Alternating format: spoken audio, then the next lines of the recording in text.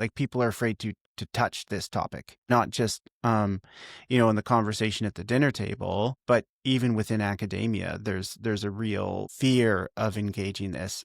And Are you within the okay church, and within within the the church as church, well?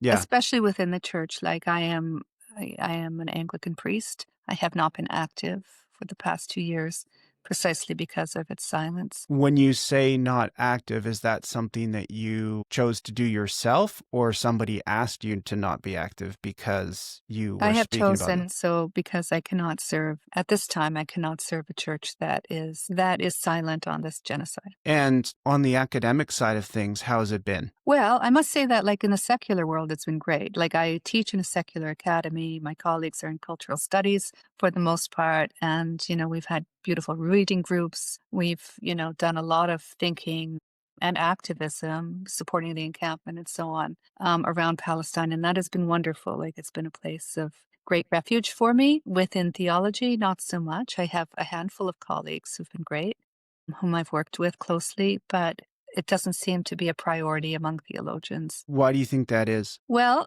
going back to the mainline church question, is the historical complicity of the Anglican Church, in and well, the churches in general in the genocide, in crafting, for example, the Balfour Declaration and the church's role within that, its early involvement in like the settler colonization of Palestine. That's partly it. But it's also because I think the church has overcorrected in terms of its response to the Shoah, to the degree that it feels that it has drunk the Kool-Aid that any critique of Israel is anti-Semitic. Now, not universally. There have been lots of really good examples, and I believe the churches have come a long way in the past 2 years since the genocide in Gaza began. But yeah, no, I think that it's partly their guilt over the Shoah and their desire not to alienate their Jewish interlocutors. So, for a very long time, 76 years or so, there has been this ethno-nationalist project that has been taking place in which, the state of Israel has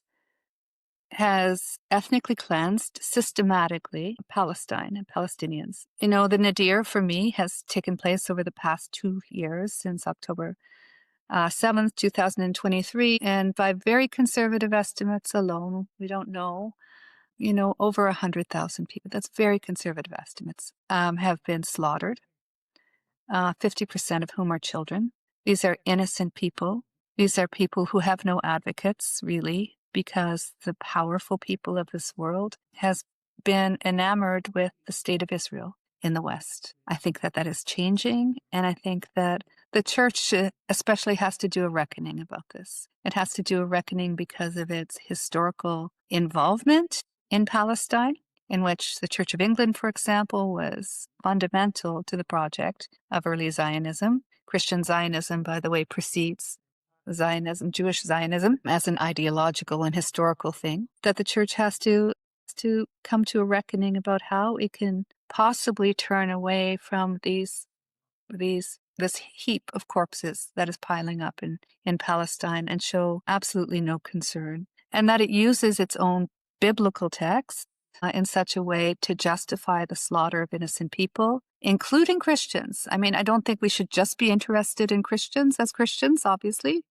but the fact that, there are so many Christian Zionists who don't seem to care at all about the fact that Christianity is almost extinct in Gaza, to me, strikes me as, at the very least, hypocritical. So the process, to me, it seems, is to become educated about the Nakba, become educated about the difference between Judaism and Zionism. The process, I think, also involves finding ways to show support of Palestine eventually and of Palestinians eventually, getting involved in boycotts and divestments and sanctions, getting involved in marches and protests, and using our voices in the way that we used our voices when apartheid was taking place in South Africa.